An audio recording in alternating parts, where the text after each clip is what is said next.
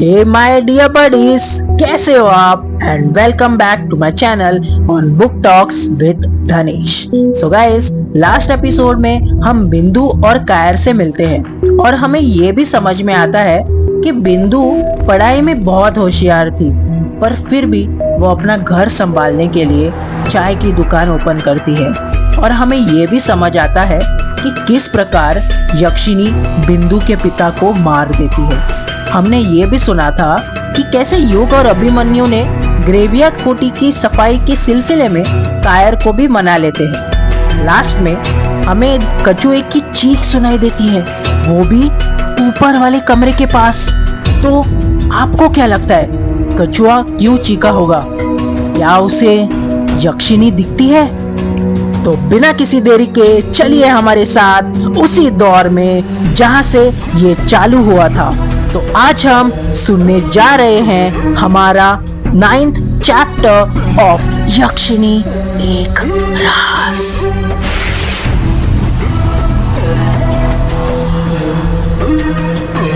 Chapter 9 666 शैतान का number. युग और अभिमन्यु भागते भागते ऊपर वाले कमरे के ऊपर जाने लग जाते हैं। जब वो कछुए के पास पहुंचते हैं तो देखते हैं कि कछुआ एक कमरे के सामने भूत बनकर खड़ा हुआ था, जिसका दरवाजा लगा हुआ था।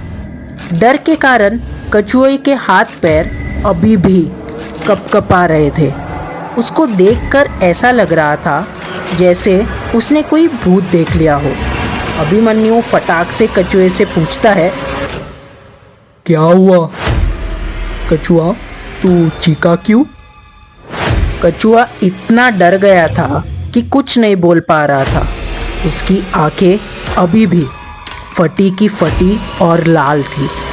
युग कछुए के हाथ पकड़ते हुए कहता है, कछुआ तू घबरा क्यों रहा है? हम आ गए हैं ना, अब घबराने वाली कोई बात नहीं है, समझा? तू आराम से बता हुआ क्या है। कछुआ कहता कुछ नहीं, बस अपने हाथ से दरवाजे के नीचे की ओर इशारा करने लग जाता है। जब युग और अभिमन्यु की नज़र दरवाजे के नीचे पड़ती है तो अभिमन्यु कछुए से कहता है, ये नीचे क्या इशारा कर रहा है? नीचे तो कुछ भी नहीं है। कछुआ हकलाते हुए कहता है, नीचे नहीं, दरवाजे के कुंडी पर देख। जब युग और अभिमन्यु दरवाजे की कुंडी पर देखते हैं तो उनकी भी आंखें फटी की फटी रह जाती है।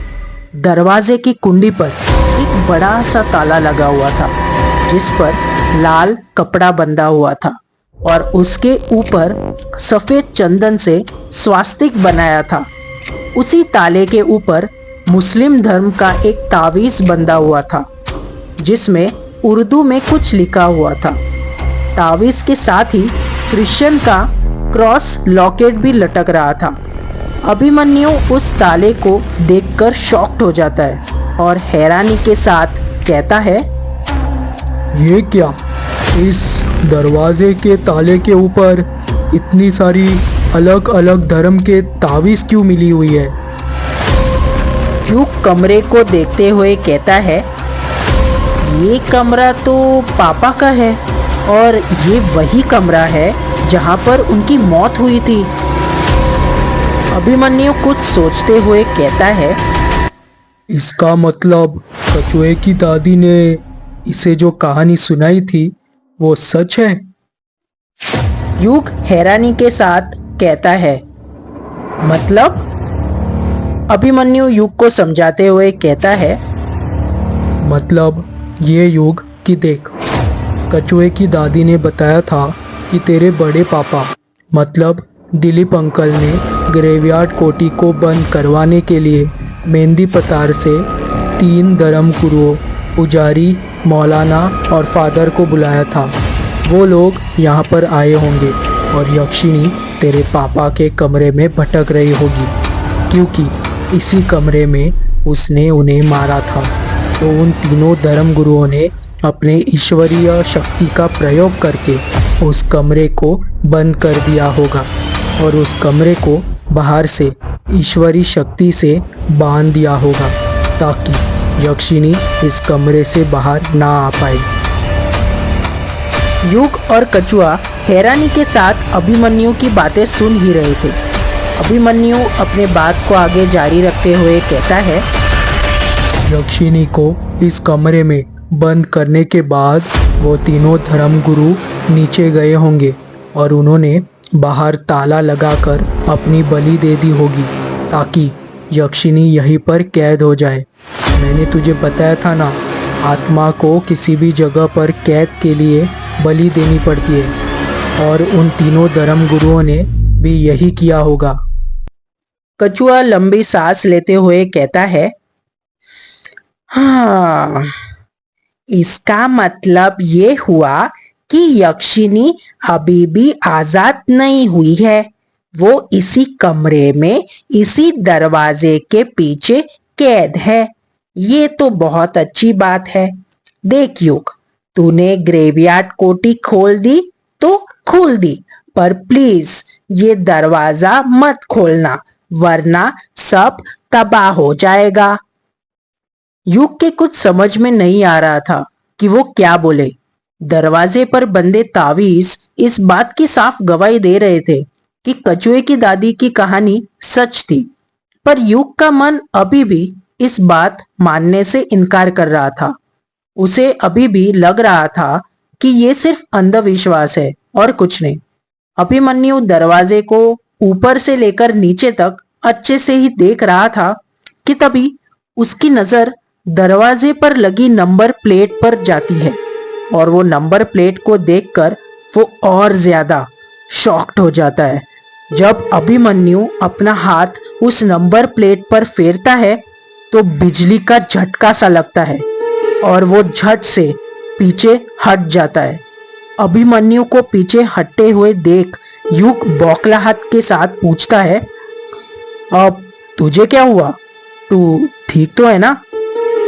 अभिमन्यु दरवाजे को घूरते हुए डर के साथ कहता है, ये कमरा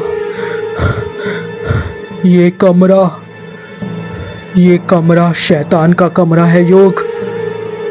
युग आंखें फाड़ते हुए कहता है, क्या कहा? शैतान का कमरा? अभिमन्यु अपने हाथ से दरवाजे की नंबर प्लेट की ओर इशारा करते हुए कहता है, हाँ योग, शैतान का कमरा। वो देख, 666 यानी 666। इसे शैतान का नंबर कहा जाता है। ये क्या बकवास कर रहा है अभिमन्यु? तू कुछ भी मत बोला। कुछ भी नहीं बोल रहा हूँ योग। शायद तुझे पता नहीं है, पर ईसाई धर्म में इसे मनहूस नंबर माना जाता है। इस नंबर के बारे में बाइबल में बताया गया है कि ये शैतान का नंबर है। जो व्यक्ति ईश्वर के शिक्षाओं नष्ट करने का प्रयास करता है और इस नंबर को अपने पास रखता है, उसे ईसाई धर्म का विरोधी कहा जाता है। तुझे पता है, इस नंबर की मदद से शैतान को बुलाया जाता था और प्राचीन काल के अंदर कुछ दुष्ट लोग अपनी इच्छाओं को पूरा करने के लिए इस नंबर से शैतान को बुलाते थे। युग अपने चेहरे पर झूठी हंसी लाते हुए कहता है, तू मजाक कर रहा है ना? नहीं युग, मैं मजाक नहीं कर रहा हूँ। क्रिश्चियन धर्म के पवित्र ग्रंथ बाइबल न्यू टेस्टमेंट में शामिल की गई आखिरी किताब द बुक ऑफ रिवैल्यूएशन के 13वें अध्याय में नंबर 666 का जिक्र है। ये महत्वपूर्ण इसीलिए है क्योंकि इसी ग्रंथ में इस नंबर को द नंबर ऑफ बीस्ट यानी शैतान का नंबर कहा गया है। युग हैरानी के साथ कहता है, क्या बात कर रहा है यार? अभिमन्यु अपनी बात को आगे जारी रखते हुए कहता है, हाँ युग, द बुक ऑफ रिवैल्यूएशन के रहस्यमय लेखक जॉन की ये किताब 96 ईसा में लिखी गई थी, ऐसा माना जाता है। वैसे ये किताब हमेशा से विवादों में रही है, पर तुझे पता है इस किताब में पृथ्वी के समाप्त होने की भविष्यवाणी भी है।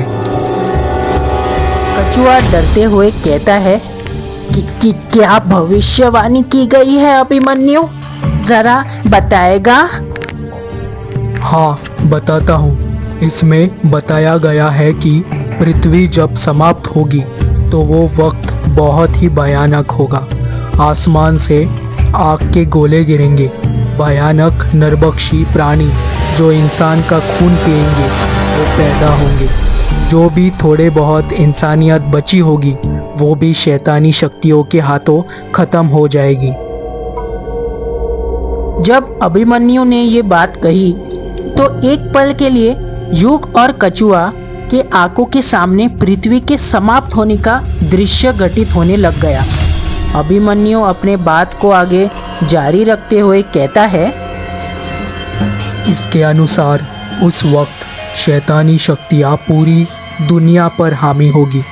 मुख्य रूप से 2 शैतान पैदा होंगे, जिनमें से एक शैतान लोगों को दूसरे शैतान की पूजा करने के लिए प्रेरित और तैयार करेगा। कछुआ हकलाते हुए कहता है, तो फिर क्या इंसान का अंत हो जाएगा? उसके पास जिंदा रहने का कोई उपाय नहीं बचेगा? बचेगा कछुए।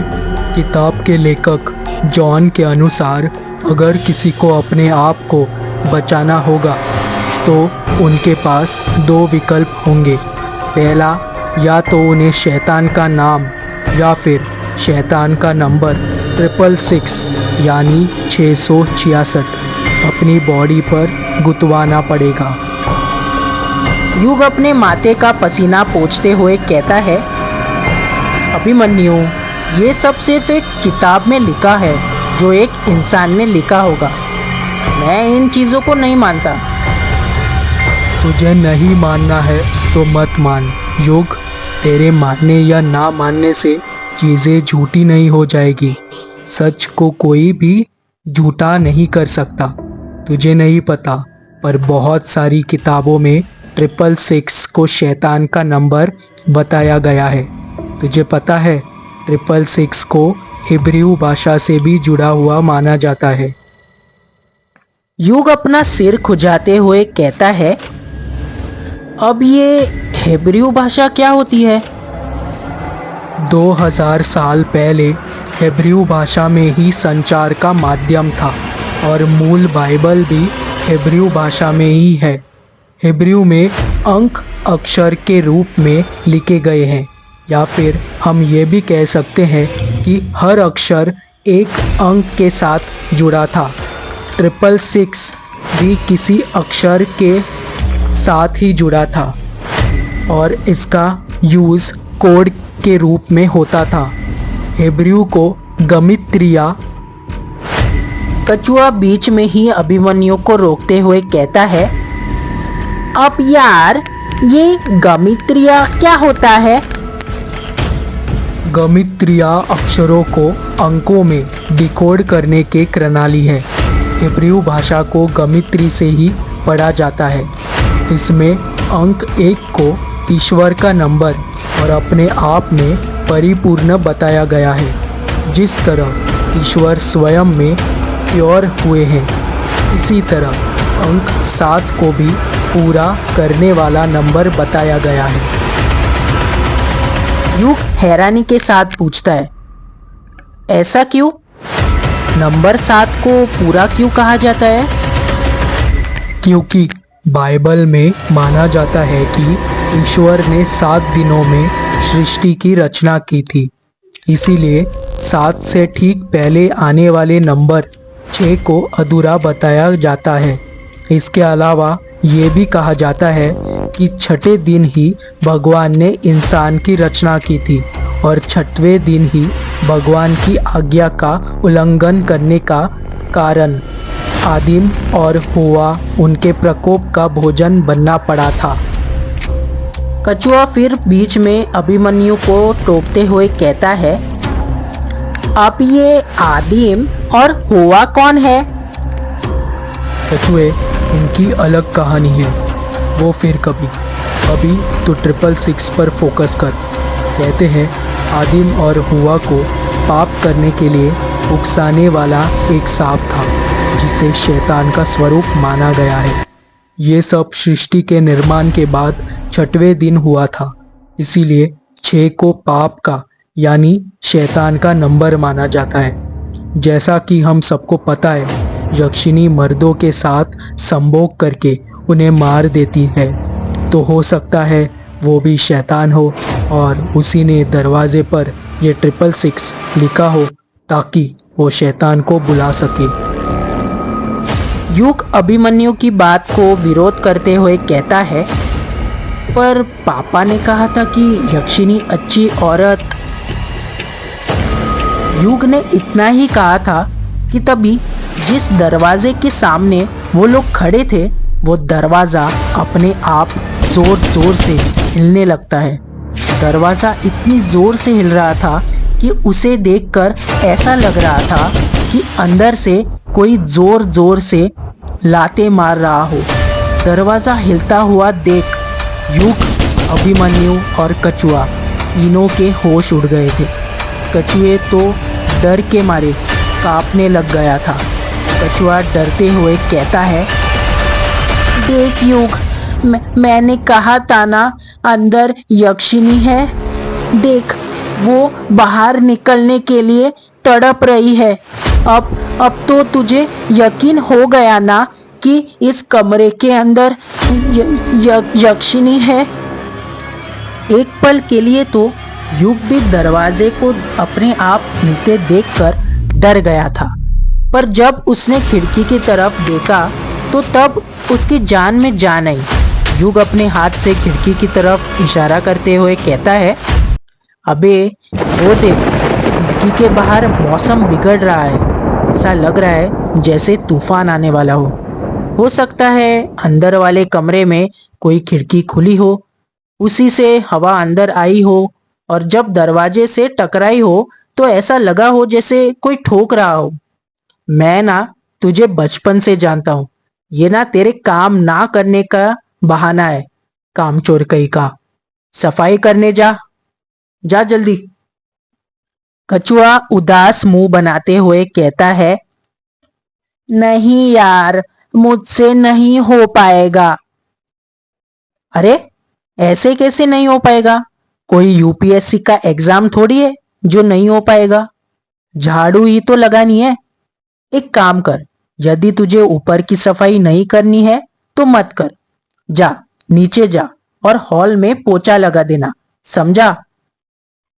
और हाँ, ऊपर की सफाई मैं और अभिमन्यु कर लेंगे। अब भूल मत, कायर के हिस्से का काम भी तुझे ही करना है। हाँ जाता हूँ, पर पहले वादा कर, चाहे कुछ भी हो जाए तू इस दरवाजे को छुएगा भी नहीं और ना ही खोलने की सोचेगा। युग अपने हाथ जोड़ते हुए कहता है, हाँ मेरे बाप, नहीं खोलूंगा। अब तू जा नीचे। कछुआ झाड़ू लेकर नीचे चला जाता है। कछुए के जाने के बाद अभिमन्यु युग से पूछता है, युग, तू यक्षिणी के बारे में कुछ कह रहा था कुछ देर पहले। हाँ, वो मैं ये कह रहा था कि तू कैसे कह सकता है कि ये 666 यक्षिणी ने बनाया है। तुझे पता है ना, पापा ने बताया था कि यक्षिणी एक अच्छी औरत थी, बस किसी अभिशाप के कारण बुरी बन गई। और मुझे पता है मेरे पापा मुझे कभी झूठ नहीं बोल सकते और भूल गए। उस दिन तू ही तो कह रहा था कि यक्षिणियाँ दूसरे लोग से आई है, जिन्हें देवी की तरह पूजा जाता था पहले। अब तू ही बता, जिन्हें देवी की तरह पूजा जाता था, भला वो शैतान का काम क्यों करेगी? युग की बात सुनकर अभिमन्यु सोच में डूब जाता है और सोचते हुए कहता है, यार देखा जाए तो तेरी भी बात ठीक ही है, पर फिर ये 666 इस दरवाजे के ऊपर क्या कर रहा है और किसने बनाया होगा इसे? मुझे पता है ये कहाँ से आया और किसने बनाया होगा। अभिमन्यु हैरानी के साथ पूछता है, किसने? यार भूल गया, तूने बताया था ना कि ग्रेवयार्ड कोठी अंग्रेजों के जमाने की है और उन्हीं ने बनाई थी। हाँ तो भाई हम सबको पता है अंग्रेज कितने कमीने थे, और तेरी ये 666 वाली थियरी मैं मान भी लूं तो हो सकता है कि अंग्रेजों ने ही ये 666 बनाए हो, शायद शैतान को बुलाने के लिए, क्योंकि वो यहाँ पर अपने इंडिया में जंग जीत सके और राज कर सके। ये अंग्रेज लोग इंडिया पर राज करने के लिए कुछ भी कर सकते थे, शैतान से दोस्ती भी। वैसे तेरी बात में दम तो है, ऐसा हो सकता है। ऐसा हो सकता नहीं, ऐसा ही हुआ होगा। और अब तू ये सब छोड़ और जल्दी जल्दी सफाई करने लग, बहुत काम है यार। और हाँ, इस दरवाजे को रहने दे, इसे साफ मत करना। गलती से एक तावीज भी नीचे गिर गया ना, या कुछ हो गया तो कछुआ हम दोनों की जान ले लेगा। हाँ ठीक है। युग और अभिमन्यु वापस से ग्रेवयार्ड कोठी की सफाई करना शुरू कर देते हैं।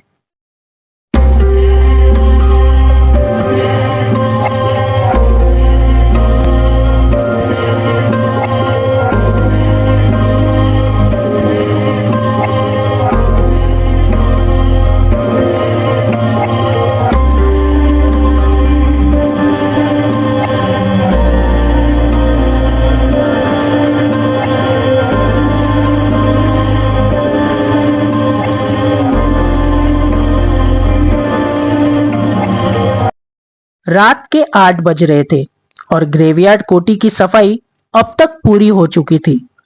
बाहर जोरों की बारिश हो रही थी। अब बस हॉल में लगी झूमर की सफाई बची हुई थी, जिससे युग और अभिमन्यु ने नीचे उतार लिया था और उसकी सफाई कर रहे थे। कछुआ भी वहां पर था। कछुआ जमीन पर बैठकर आराम फरमा रहा था।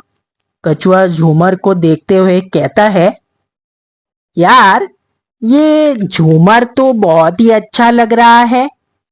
ऐसा लग रहा है जैसे किसी अनोखी चीज को देख रहा हूं। अभिमन्यु कछुए की बात का जवाब देते हुए कहता है, ये अनोखी चीज ही है कछुए। ये ऐसा वैसा झूमर नहीं है, ये लैंप वाला झूमर है जो आज के जमाने में ना के बराबर मिलता है। यार इसकी कीमत क्या होगी? अभिमन्यु कछुए के साथ मजाक करते हुए कहता है। क्यों, क्या तू बेचेगा इसे? कछुआ अपने चेहरे पर हंसी लाते हुए कहता है, हाँ बेच दूंगा। कछुआ ने इतना ही कहा था कि तभी अचानक से लाइट चली जाती है। अभिमन्यु हंसते हुए कहता है, देख, तूने बेचने की बात कही और लाइट चली गई। ग्रेवयार्ड कोठी का सामान बेचने से पहले ना यक्षिनी तुझे बेच देगी, भूलना मत। ये कोठी यक्षिनी की है। कछुआ डरते हुए कहता है, मैं तो मजाक कर रहा था। सॉरी यक्षिनी, मैं कुछ नहीं बेचने वाला। युग उन दोनों को टोकते हुए कहता है, यार तुम दोनों ना बातें बंद करो और कोई मोबाइल का टॉर्च ऑन करो और किचन से माचिस लेकर आओ। मेरे मोबाइल की बैटरी खत्म हुई है। अभिमन्यु कहता है, यार किचन जाने की जरूरत नहीं, मेरे पास लाइटर है। इतना कहकर अभिमन्यु अपनी जेब से लाइटर निकालता है और झूमर के अंदर जो 9-10 लैंप लगे हुए थे उन्हें जलाने लग जाता है। जब वो लैंप जलते हैं तो कोठी के अंदर फिर एक बार उजाला होता है। अंधेरे में झूमर को जलते हुए लैंप और भी आकर्षित लग रहा था। तभी अचानक से दरवाजा खटखटाने की आवाज आने लग जाती है। युग कहता है, यार तूने आवाज सुनी? कछुआ हकलाते हुए कहता है, हाँ सुनी। अभिमन्यु डरते हुए कहता है, यार, ये आवाज तो ऊपर वाले कमरे से आ रही है, जहां पर यक्षिनी कैद है। सदियों से है पुरानी ये है यक्षिणी की कहानी।